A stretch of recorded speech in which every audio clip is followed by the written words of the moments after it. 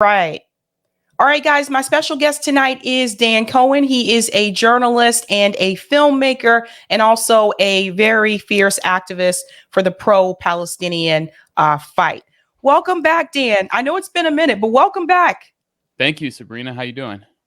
I'm doing very great. I know that you've been very busy. I've seen a lot of your videos and your content on Twitter, especially surrounding this particular issue. So it's great to have you back. Definitely good to be with you. I appreciate you having me. Let me retweet. Send me the stream and I'll like retweet it so people see. Do you have a link up? Yeah. Give me just a second. I'll send it to you. And I think I see Miko too, so I'll go ahead and bring him in as well. Just send this to you. There you go. All right, Miko, whenever you're ready, just give me a thumbs up and I'll bring you in. All right, guys. And my other special guest tonight is Miko Peled. He is an Israeli-American activist, and he's also the author of The General Son. Welcome back, Miko. Good to be with you again. Thanks for having me. Hey, Dan. Hey, Miko. How you doing? All right. So it's great to have like both of you guys on together. I know when I spoke to both of you last time, it was before this conflict happened on October 7th. So I know it's been a minute, but a lot of things have happened in reference to Israel and what's happening in Gaza, also in the West Bank, which I think some people may not be aware of. There's conflict happening there as well. And I want to get into the events that happened on October 7th, but I think it's important to go back to the beginning and explain how we got here. I just think that's important for people to understand, because I've noticed a lot of people on social media, they're saying that this all started October 7th. I think we know that's not the case, that there's been a conflict for a long time, that the Palestinian people basically are living in an open air prison. They don't control the resources. Israel controls the resources. And so it seems like to me, because of the imprisonment of the Palestinian people, that's part of the reason why things escalated to the way that they are today. But I want to hear from both of you. Let's go ahead and get started with you, Dan. What do you feel caused the events on October 7th? Why do you feel it has escalated to this point? Well, yeah, a lot of people think everything started on October 7th the same way that a lot of liberals thought that, the Ukraine war started in February 2022 on like February 27th or whatever it was. And, and there was an 8-year civil war that had been raging and had killed like 15,000 people then. And in the case of, Israel, Palestine, there's been, really you have to trace it back to the fundamental issue, which is Zionism, the colonization of Palestine. But, even if you want to have it, bring it to more, you could even look at the day before October 7th. October 6th, there was a pogrom carried out in the Palestinian village in the occupied West Bank of Hawara, in which a bunch of settler fanatics, led by an Israeli member of Knesset, actually went and murdered a Palestinian man. And so we're supposed to pretend that didn't happen. And then actually that guy was recently appointed to a very important position overseeing the West Bank and on the defense committee in the Knesset. So they want to pretend that like there's nothing happening, that everything in Gaza was, nice and happy, and it was like kumbaya all throughout the Holy Land before October 7th. And then, just all of a sudden these crazy terrorists decided to kill a bunch of innocent babies and cut their heads off. It's just totally a bogus narrative.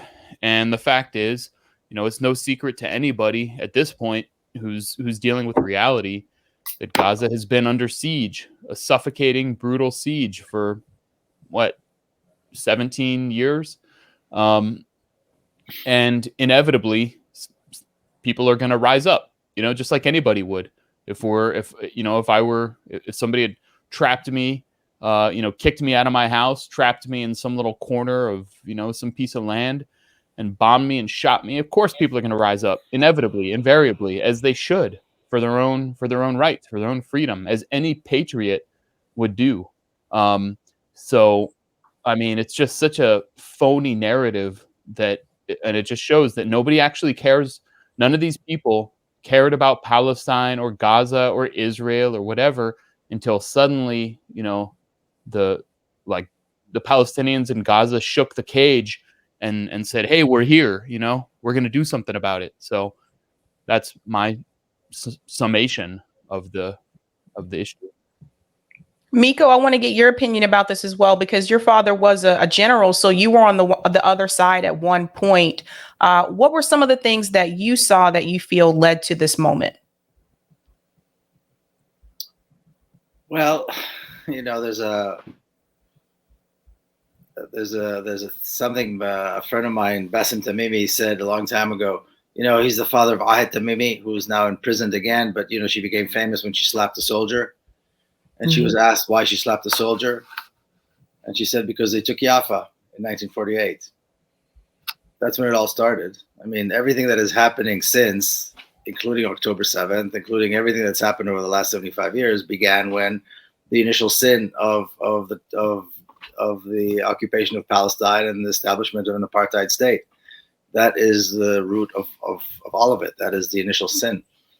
And so one thing leads to another. Attacks on Gaza have been going on for 70 years. It's nothing new. Of course, Israel's firepower is much greater now, so they're able to kill thousands, a lot more than they used to. But this is really what it's all about. And what's almost unbelievable is to see how a small group of fighters coming out of one of the most oppressed and poor places on earth, the Gaza Strip, were able to completely paralyze the state of Israel that the world sees as some kind of a, modern, sophisticated democracy with a strong military and a strong intelligence capabilities. And it was paralyzed. And in many ways, it's still paralyzed and not functioning. The airport, the economy, so many aspects of what used to be considered normal life and in Israel, as for Israelis, is gone. Not to mention their sense of security and safety, particularly in the areas, in the settlements that were in the south around the Gaza Strip. So it's incredible to see that. And the reaction of the state of Israel is a reaction of a bully who was humiliated. So they're just unleashing this savagery against innocent civilians, which is what a bully would do, which is what a gangster would do if it's humiliated. It'll find the weakest link and just lash out and punish the weakest of the weak, which is what is happening right now. And as we see on a regular basis, Palestinian fighters are still fighting and still killing Israeli soldiers. So this unleashing of savagery against Palestinian civilians is not affecting that. But the reaction of Israelis in the press, the reaction of Israelis in the street, this really sharp turn into fascism, with no tolerance for any kind of dissent, no tolerance for any kind of attempts. And there are small attempts here and there by some Israeli Jews and Palestinians to get together, to express some sort of, unity in their struggle for to end the violence and end the madness, are being completely, beaten and shut down brutally, in a brutal way, by the Israeli police. And of course, Palestinians have never been safe anywhere, but now the lack of safety for Palestinian lives, regardless of where they live and where they are in the apartheid bureaucracy, if they're citizens of the state, if they're living in Jerusalem or anywhere else, is completely gone. And the madness, the savagery has been unleashed on every single level and every single aspect of life. So this is to see the way Israelis, and not a single reflection, not a moment of reflection saying, wait a minute, why is this happening to us? What have we done? What can we do to change things? They are, and again, as a whole, as a society, as when you look at the press, when you see posts on social media and so on, there's a sense of self-righteousness that is almost unbelievable. Almost. It's believable if you know Israel and you know Israeli society, but it's almost unbelievable. And then, of course, the discourse here in the United States is incredibly racist and anti-Palestinian. That's correct. One of the things that I've been telling people is about the resources that are along the Gaza coast? Because I think that a lot of people were not aware of this. This information is starting to spread thanks to social media, but the resources that are there, the oil, the gas. And so one of the things that I saw Richie Medhurst explain is that the plan was not just to stop with the settlements where they are. The plan was to push the Palestinian people out of Gaza and into Egypt, even though Egypt said they cannot take 2 million people. But this idea of a greater Israel to expand into the southern part of Lebanon, parts of Syria, which Israel is also bombing Lebanon and Syria now too. And it's interesting, our political officials don't seem to be saying much about that. And part of Jordan as well, this idea to expand. And I want to hear your opinion about that after I play this clip, because RFK Jr. said something recently in an interview with Dave Rubin, and this has gone viral on Twitter, and it's basically explaining what this is really about. What I've said before is not about the people, it's not about Israeli lives, it's not about Palestinian lives in reference to the US government, it's about resources. So I want to play this clip really quick from RFK, who says the quiet part out loud. And Israel is critical. And the reason it's critical is because it's a bulwark for us in the Mideast. It's almost like having an aircraft carrier in the Mideast. It's our oldest ally. It's been our ally for 75 years. It has been an incredible ally for us in terms of the technology, the exchange. And, in building the Iron Dome, which we paid a lot for, has also taught us enormously about how to defend ourselves at home for missiles. So those military expenditures are all going. 75% of it goes to U.S. companies under the agreement, under the MOU. But if you look at what's happening in the Mideast now, Iran is now the closest allies of Iran are Russia and China. Iran also controls all of Venezuela's oil. Hezbollah is in Venezuela. They have propped up the Maduro regime, and so they control that oil supply.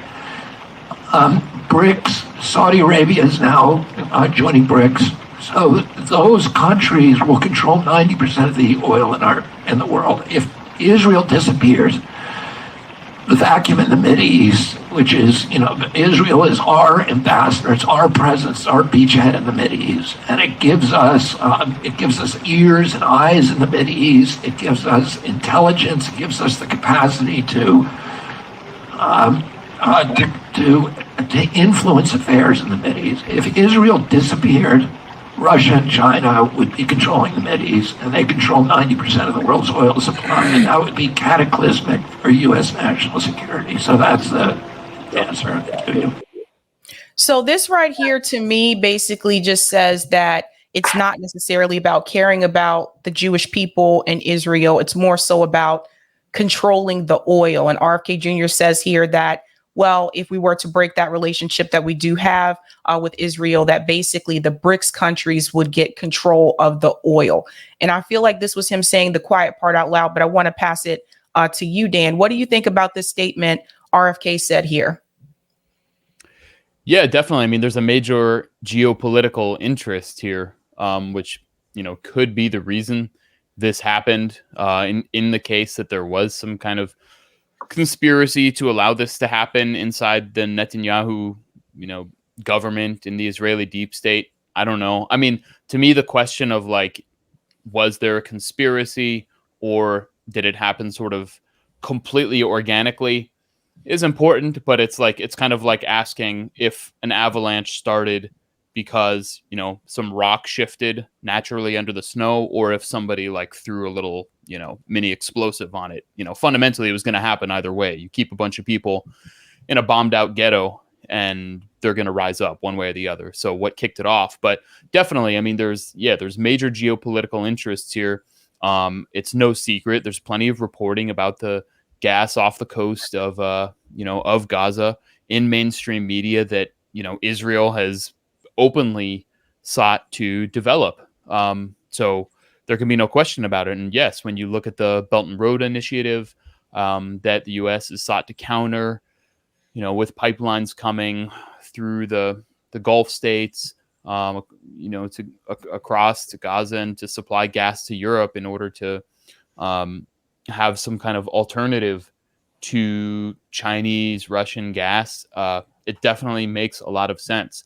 There's, but I think it's definitely an important part of the equation. But there's like a greater ideological drive that of Zionism, expanding borders, ethnic cleansing. They've always sought to reconquer Gaza. I mean, especially after 2005, there's been a strong, it's not like the settlers just gave up. They're like, oh, that's too bad. We gave it up, and that's that. When Sharon initiated the so-called disengagement from Gaza, prominent settler rabbis they did like curses on him so he would die.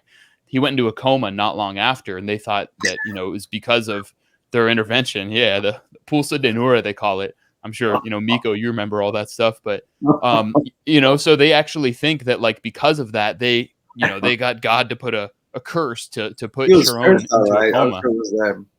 What's that? I'm saying he was cursed, all right. I'm just not sure it was the rabbis that cursed. Right, exactly. So, so the settlers have always, sought to like. There's been a powerful movement. I mean, they would have demonstrations wearing orange. I don't know exactly why the color orange. Maybe Miko knows more about that. But where they would say we're going to take Gaza again, and so you see this drive. I mean, I tweeted at the beginning of this whole thing.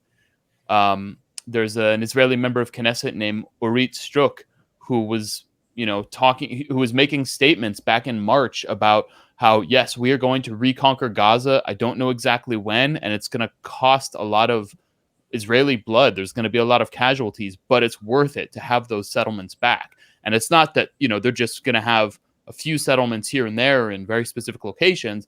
They want to have a full ethnic cleansing. So as, trying to remember which member of Knesset said it, but maybe Miko remembers. But one of them early on in this said, the goal is that a Jewish child can walk down the street of Gaza City unharmed.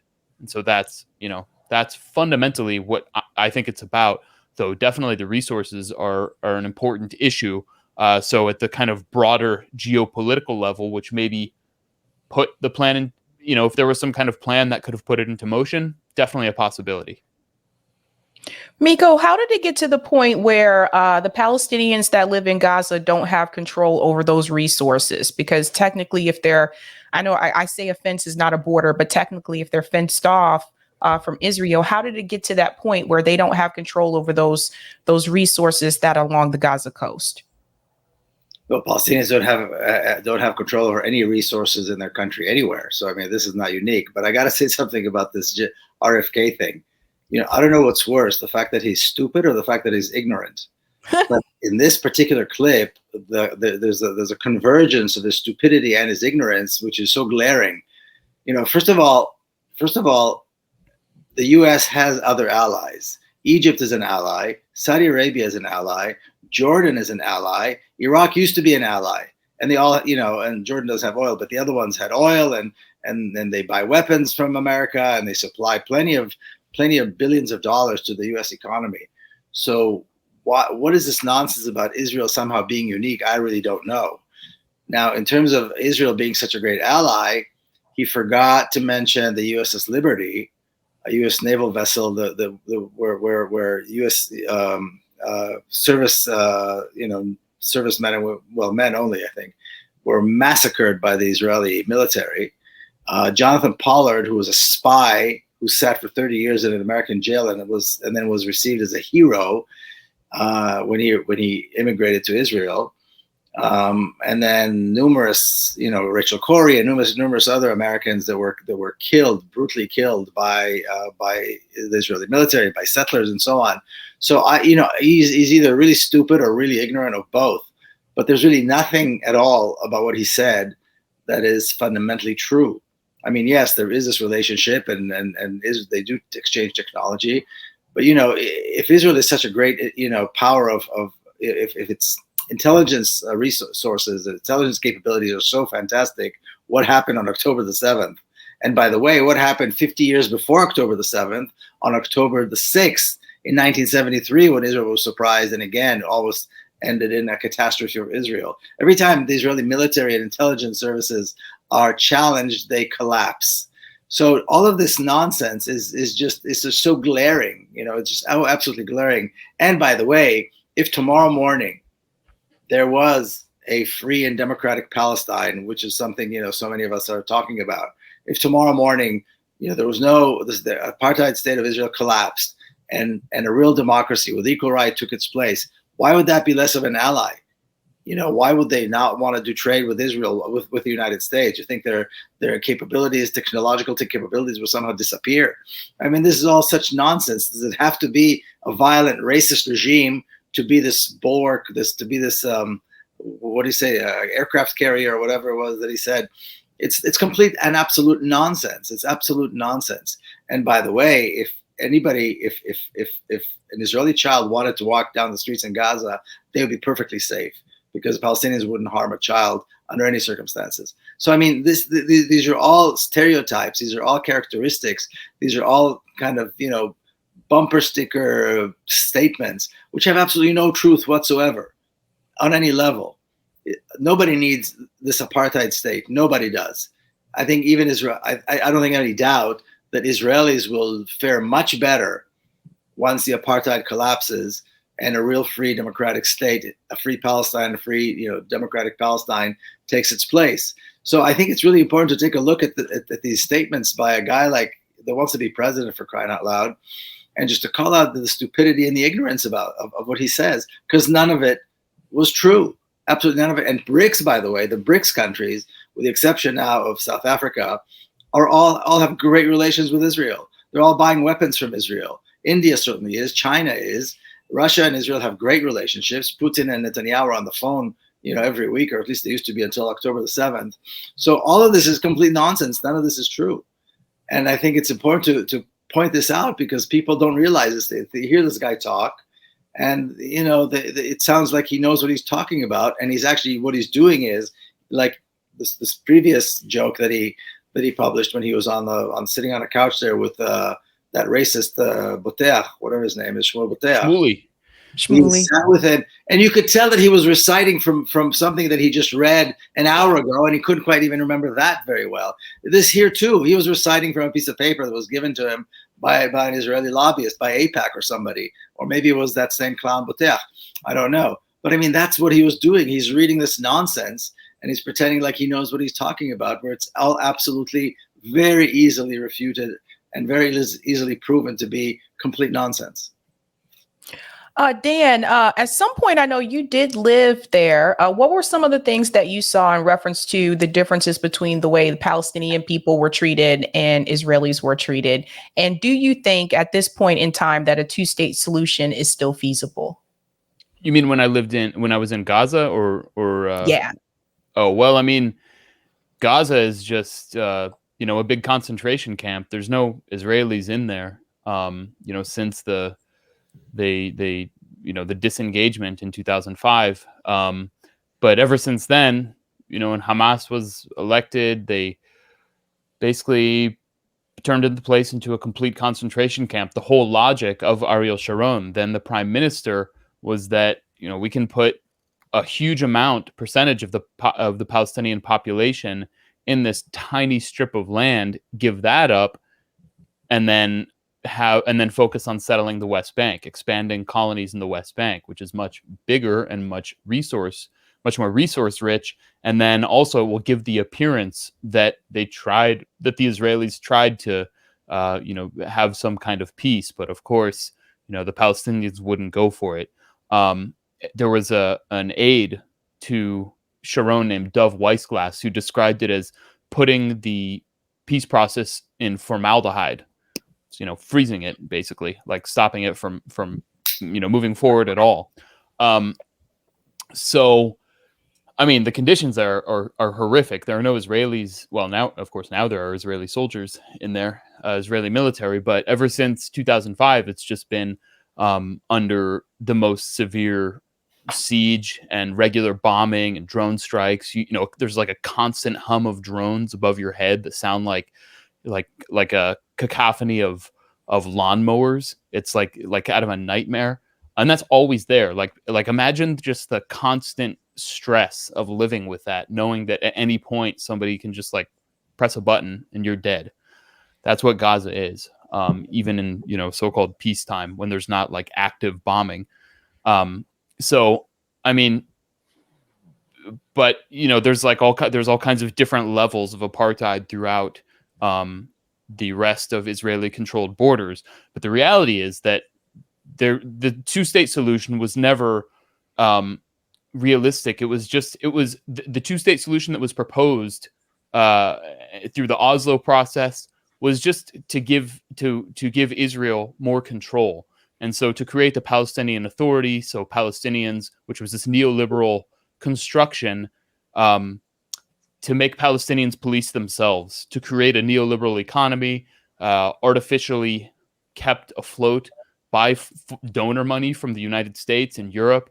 So Palestinians will repress their own resistance, and then Israeli settlements can expand. And so what we have is Israel's one-state solution. The two-state solution was never meant to be achieved. It was always a smokescreen to come up with this permanent apartheid and eventually genocidal project. And so now that genocide is being carried out. And October 7th kind of flipped a switch in Israeli society from the permanent apartheid status quo into finish the job, you know, full on genocide. Even like the kind of Israeli center left security types, or even like, you know, sort of left leaning people are all just like, this is it. You know, they're all lined up behind the most fanatical figures in the country. So this is the one state solution. The only alternative is the other one state solution, which is one democracy, a binational state where everyone has the same rights, Israelis and Palestinians, which I'm of course an advocate of, and I know Miko is too. All right, Dan, I know you have to head out. Miko, I have a couple questions for you if you have a little bit more time. Thanks a lot for having me. Sorry I got to run early, but thanks very much for having me, Sabrina. Good to see you, Miko. See ya. All right, Miko, one of the questions I had, there was an initiative called the 2002 Arab Peace Initiative, and I was looking over this. Apparently, it seemed like Hamas was even willing to consider that, and the Palestinian people were okay with agreeing with that. But from what I read, it said that the state of Israel, however, did not want to agree to that agreement. I want to understand, like, why? Because I do feel like had that happened back then, maybe we would not be where we are today. Yes, I mean the Saudi initiative of 2002 basically talks about a reasonable peace agreement between the Arabs and the state of Israel. Israel is not interested in peace. Israel is not interested in peace. Israel is interested in power. And we've seen this since it was established. The most important strategic objective of the state of Israel, as it was stated by the very first, prime ministers and ministers of defense and leaders of the Israeli military from the very beginning, and that hasn't changed to this day, is to be the scariest, toughest, meanest bully in the neighborhood, period. Anybody who tried to push for peace, for some kind of compromise, was pushed to the sidelines, and their political careers were destroyed forever. That is the history of the state of Israel. If Israel was interested in peace, there were many steps along the way since the establishment of the state of Israel where peace could have been achieved. Israel was not interested in peace. Israel had initiated war after war after war almost every single time in order to prevent the possibility of peace. And this is what people need to understand. Supporting Israel is supporting a war against peace, is supporting a war against the possibility of Israelis and Palestinians living in peace. That's what supporting Israel means, because an apartheid state can only exist in violence. You cannot have a racist apartheid state without violence, without discrimination, of course. We know this historically, and we see this, the 75 years in Palestine shows us that precisely. That is what it is all about. Now, to establish, I'll take it one step further, to establish a state for Jewish people in an Arab country, which is what Palestine is, requires an apartheid state. You can't do it without discrimination because the local population are not Jewish, they're Palestinians. And so one leads to the other. One sin, if you will, leads to the other. So, of course, there were many Arab initiatives for peace. The Saudi deal was probably the last one. And after that, it was made clear that Israel is not interested at all. And so that was the end of that. But and there were many points along the way where Israel could have had peace with its Arab neighbors and established a small Palestinian state in the West Bank and Gaza, and so on and so forth. They were not interested. On the 5th day of what is known as the 6-Day War, 1967 war, my father, still in uniform as a general, stood up and said, well, let's make peace now. We can allow the Palestinians to have a small, weak state on a small part of their homeland, which is the West Bank and the Gaza Strip. Then we can make peace with the other Arab countries and we'll be fine. The other generals looked at him and laughed, and Israel was building massive settlements. And basically, from that day on, from that moment on, every Israeli government did everything they could to make sure a Palestinian state would be impossible, that only a single apartheid state, like Dan was saying, was a possibility, and that's what they did. They invested billions upon billions of dollars on making sure that there's no West Bank. They tried to do this in the Gaza Strip. It was a little more complicated. So they just pulled all the settlers out and closed the Gaza Strip like a concentration camp. But they just said, there is no West Bank. People talk about a West Bank as though it still exists. It exists in old maps and in some people's minds. But there's no West Bank. It's gone. It's all full of cities and towns and what have you, excuse me, for Jews only. No Palestinian can live in a house or an apartment in any of the cities and towns, well, anywhere almost in Israel, but particularly not in the West Bank. I mean, no Israeli towns and cities would allow Palestinians. It'd be a rare occasion that Palestinian can live in an Israeli community, but particularly in the West Bank. So that idea, again, it was repeated in Palestinians and Arabs, different Arab countries, different Arab governments tried over the years. And again, the Saudi deal was, by all standards, a deal that everybody should have accepted. Israel made it absolutely clear it is not interested. They laugh at these plans. They laugh at these attempts to bring peace, because Israel is not interested and has never been interested in peace. And another piece of this that's important to understand, I think, is that while supporting Israel is supporting a fight against peace, a fight against justice, a fight against liberation, a fight against all the the values that we share and many other people share. Supporting the Palestinian cause is the opposite. Supporting the Palestinian cause is supporting the possibility of peace between Israelis and Palestinians. Supporting the Palestinian cause, supporting a fully liberated and democratic historic Palestine from the river to the sea, as we know is said, that is supporting the possibility of Israelis and Palestinians living in peace, side by side, as equals. So these are the two sides. It's not Israel or Palestine, Israelis or Palestinians. No, it's racism and violence and the absence of peace, or not just the absence of peace, but the very active campaign against the possibility of peace, if you support Israel, and the war, or I should say, the support for the possibility of peace, which is what supporting Palestinian rights, justice, and liberation is when we support the Palestinian cause. So these are the differences. These are the real differences between the two sides. So we've seen a lot of videos on social media showing just that Israel has been bombing Gaza relentlessly. Now I saw a video this morning where there are Palestinians in Gaza that are being basically forced further south. So I saw people taking this long trek, elderly people as well. I have to ask, in reference to countries like Egypt and Jordan, and the Queen of Jordan, she did speak out in an interview recently on CNN, and she's Palestinian, and she was explaining, what's happening to the Palestinian people is not okay. Why do you feel they are not willing to open their doors and allow them to come in there? That's not the way I would phrase it. What the King Abdullah of Jordan said recently in a conference in Cairo, I believe, that the idea of pushing Palestinians out of Palestine into Jordan and Egypt is unacceptable.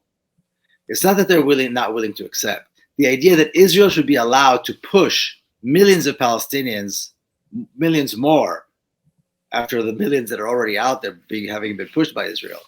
The idea that Israel should be allowed and that Jordan and Egypt should be taking them in is absolutely unacceptable.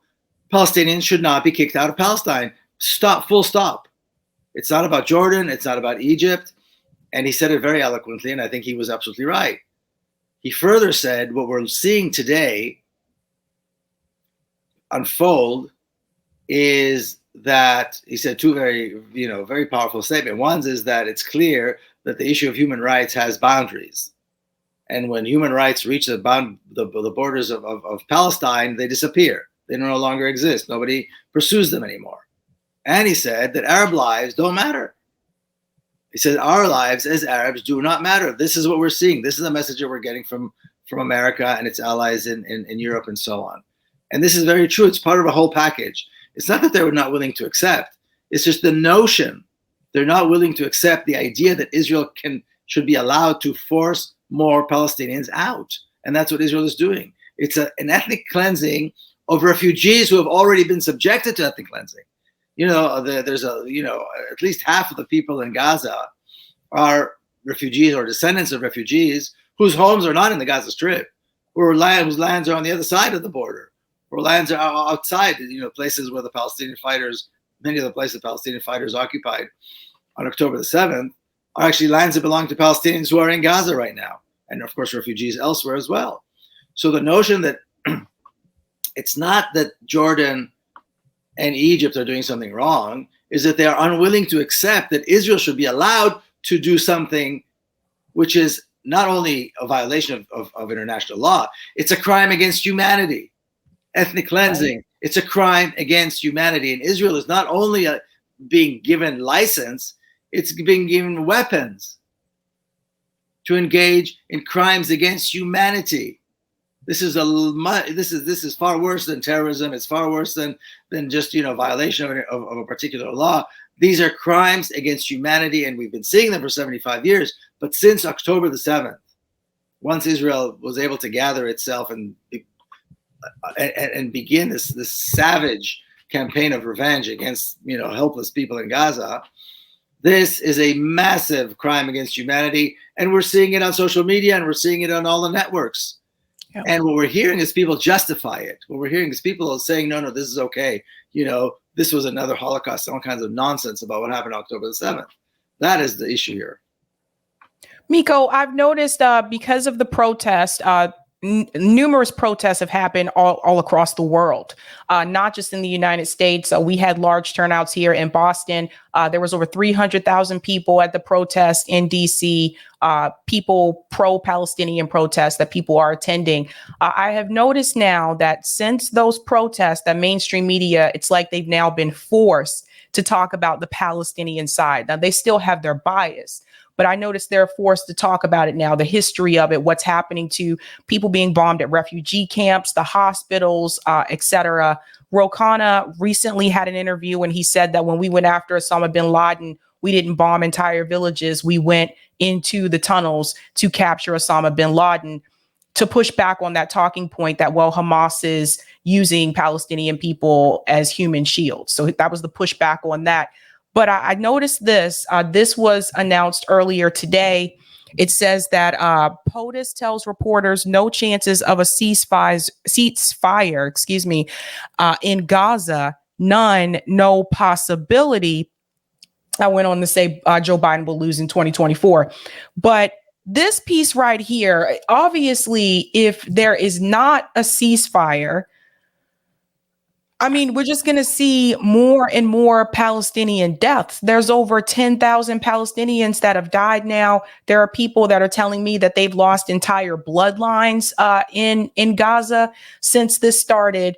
What do you think is the correct decision here, but in going beyond the ceasefire? Because the thing is, even if you have a ceasefire, what does that mean for the people in Gaza? What do they have left to go back to? A lot of them have already lost, the little bit that they had. What do you feel beyond the ceasefire is the right thing to do?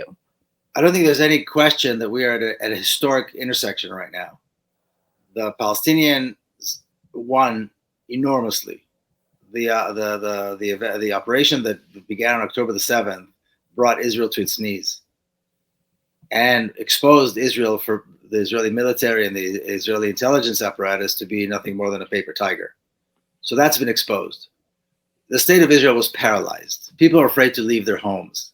The economy is still, in severe jeopardy, even with all the billions coming from the United States. The military has proven to itself to be completely ineffective. I'm not saying it's very effective when it's bombing civilians with no defense. That's not the test of a military. But when they actually have to fight well-trained, motivated forces, they're losing. They were nowhere to be seen. I mean, entire settlements, entire cities, entire towns were being taken by, like I said earlier, a group of fighters that came out of the most poorest and most oppressed places in the world, and they managed to paralyze the state of Israel. The Israeli airport is not functioning, or not functioning well anyway. The economy is falling apart, and on and on and on. So this was a huge victory for the Palestinians. The question is what happens now. The question is, how do you translate a military? It's not only me saying it. I mean, Israeli generals couldn't stop praising the abilities of these Palestinian fighters. How incredible they were able to put together and execute this operation. And so what happens now is a big question. Is there someone there on the other side of the negotiating table on the Palestinian side that will push for real political gains?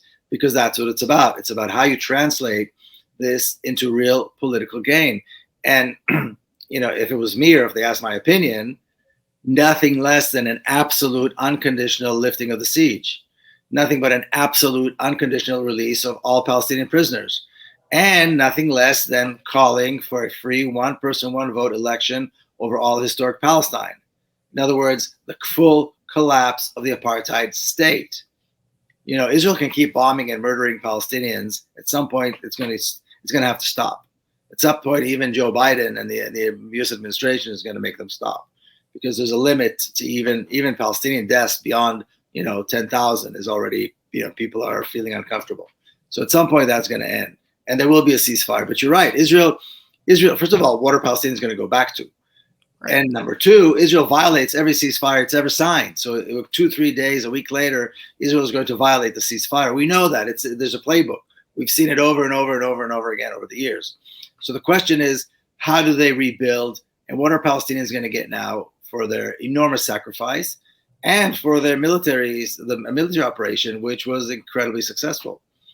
And that is the big question. That is the big, X factor. We don't know what's happening in the negotiations. We don't know what the Palestinians are demanding. And also we don't know, Israel has had quite a few casualties in the Gaza Strip, the ground forces, and we don't know how many casualties they can stomach. In 2014, when it came to, I think, 65 casualties, they pulled the ground forces out of the Gaza Strip because they couldn't handle it. Israeli public opinion turned, 65 casualties, military casualties was too much, and they pulled out the ground forces. And they have not put in boots on the ground in the Gaza Strip since then. Now, I can't remember what the number is, about 30 or so casualties. We'll see what happens when the casualty count rises, because the Palestinian fighters are still fighting, quite heroically, with nothing but Adidas sweatpants and machine guns mostly. And we'll see what happens. And again, there's a big X factor here in that as well, how the fighting is going to happen. And at what point Israeli society will not be able to handle it anymore. And again, what the Palestinians on the negotiating, because they're already negotiating, we know that. There's a reason Blinken is going to Qatar and he's in Jordan and so forth, and he's in Cairo. That's where negotiating takes place. I would hope that they're asking for the moon, because this is the time. This is historic. What we saw on October the 7th has changed the political reality and the military reality completely. So again, it all depends on what happened, what the ask is going to be. All right, I have 2 more questions for you, Miko. One, I know you still have family members there. Are people aware in Israel and in Gaza, are they aware that these protests across the world, how big these protests are they aware that people are siding with the Palestinians' struggle here? And 2, if they are, how do they feel about that? Well, they are aware, of course, but they see it as anti-Semitism. They brush it off as anti-Semitism, and the Israeli government is sending, the campaign here to to vilify people who call for justice for Palestinians is enormous. We're seeing the what is being said about students on campuses here in the U.S. Israel just sent a former Prime Minister, Naftali Bennett, who is a master liar and war criminal himself. He's been, I don't know why they gave him the platform, but he's on all the networks, and he's meeting with top officials, spewing this nonsense that somehow Hamas is engaged in genocide of its own people and all kinds of lies and nonsense. And he's saying, how could these people possibly protest to support Hamas? So they're worried about this, that's for sure. They're very much aware of this, and they're ramping up. I mean, I've got a few events coming up on college campuses, in the coming weeks, and the students, activists are telling me, the Zionists have ramped up their anti-Palestinian rhetoric and their anti-Palestinian activism to points that we've not seen before. And we can't forget that there's no symmetry here, because the pro-Israeli groups on campuses are very well funded. They're funded by a greater power, and they're given talking points, and they're given all these, entire curricula of how to deal with this and what to say and so on and so forth. And generally speaking, the administrations on campuses, are very, they see them in a very favorable way. The pro-Palestinian groups, the pro-justice and peace groups, it's just a bunch of kids. There is no machine that gives them the talking points. There is no machine that funds them. There's really no support. It's just themselves. And that's why we see it fluctuate. Some years, certain campuses are very strong. Some years, they're not so strong. It depends on the people on the ground, the students on the ground. And so we see Israel ramping up, and the Zionist groups throughout the country, throughout the U.S., ramping up its campaigns, anti-Palestinian campaigns, to a whole new level. So yes, they see what's happening, and they're very much aware of it. And I think they are very worried, of course. And my final question for you is, what do you think the future holds for Netanyahu? I've seen video footage of Israelis protesting against Netanyahu in Israel, actually right outside of his home, calling him a baby killer. Some people are saying that Netanyahu may be on his way out. I want to get your opinion about that. Yeah, well, if wishing made it so. Israelis have been protesting against Netanyahu for the last year. Hundreds of thousands of Israelis have been on the streets. He has a very secure majority in the Israeli Knesset. And it's a parliamentary system. So as long as he has a majority in the Knesset, which is the Israeli House of Representatives, he's safe. And he has a lock on the majority. There's a group, it's a coalition government. So there's several political parties that come together, and they support him as prime minister, and they will not desert him. So he's got about 55%. Or close to 60%, and the people who oppose him are at best 40%. That was at the height of the protest against him. Now it's different, because wartime, everybody comes together. He's not going anywhere, not anytime soon. He's not going anywhere. First of all, there's no other option. There's no opposition. Everybody else is like a musical chairs. They all have the same views. They all were, if they weren't in charge of the military, if they're not now, then they were, a year ago. So, I mean, it's a musical chairs thing. Nobody can take his place. There's nobody strong enough, even with all the opposition, even the fact that he's been indicted on corruption charges, and this massive military and intelligence failure that allowed October 7th to happen. And with the fact that, the hostages, what 200 or so Israelis have been taken, are in Gaza somewhere, and he's incapable of bringing them back. So all of these, even with all of this, he is lock on the majority, and as long as he has a lock on the majority, he's perfectly safe. I don't see him going anywhere, not anytime soon. Interesting. Well, Miko, thank you so much for coming back on. And anything else that you have coming up that you want to announce? Well, I would just want to say that I think it's important for people to keep standing for Palestine and supporting Palestinians in their call for absolute justice and freedom throughout all of Palestine. And remember that supporting that is how you support Israelis as well. Because at the end of the day, peace is going to be beneficial for everyone. And this brutal, savage apartheid state that we're seeing now it can't be good, even for those who see themselves as privileged. So I would encourage people to keep going in the streets, to keep having the conversations, to keep sharing shows like this, and to make sure that the message is very, very clear. If you're supporting Israel, you're supporting violence, and you're supporting a war against possibility of peace. If you're supporting the Palestinian cause, you're supporting justice and freedom and peace for everyone. Awesome. Thank you so much, Miko. Absolutely. Thank you. Bye. Bye-bye.